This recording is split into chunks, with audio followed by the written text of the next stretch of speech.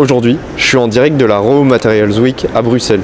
J'ai été invité par des militants d'Antitech Résistance qui lancent un nouveau groupe dans la capitale européenne. Cette conférence, on pense que c'est important d'en parler parce qu'en fait elle rassemble des technocrates de toute l'Europe qui se réunissent pour discuter ensemble sur quelle serait la meilleure manière de réimposer les mines en Europe et aussi de continuer à développer l'extractivisme à travers le monde. Pourtant, cette réouverture des mines, si elle venait à advenir, ça serait une catastrophe.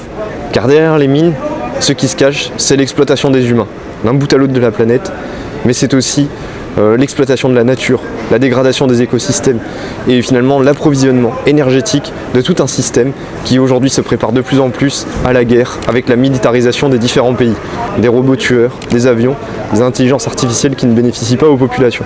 Il est plus que temps de se demander si nous ne ferions pas mieux de tout simplement stopper le progrès technologique et stopper le système industriel et sa base matérielle, c'est-à-dire les mines qu'il développe d'un bout à l'autre de la planète pour s'approvisionner en énergie et en matières premières. Ce mercredi, à Bruxelles, le groupe Antitech Résistance organise justement une conférence « Et si on stoppait le progrès technologique ?», à laquelle je vous invite à venir pour découvrir un peu mieux le mouvement de résistance qu'il propose contre la réouverture des mines un peu partout dans le monde.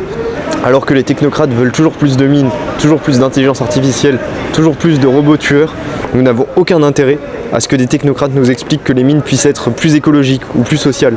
Notre seule perspective, c'est au contraire le démantèlement des mines, le démantèlement de toute l'infrastructure industrielle et le passage vers des modes de vie plus artisanaux, plus paysans, plus low-tech. Il est temps de clairement dire « nous ne voulons pas de votre progrès technologique ».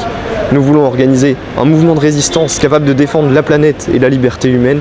Et pour ça, nous sommes prêts à penser stratégie et à nous organiser collectivement pour sortir des démonstrations symboliques.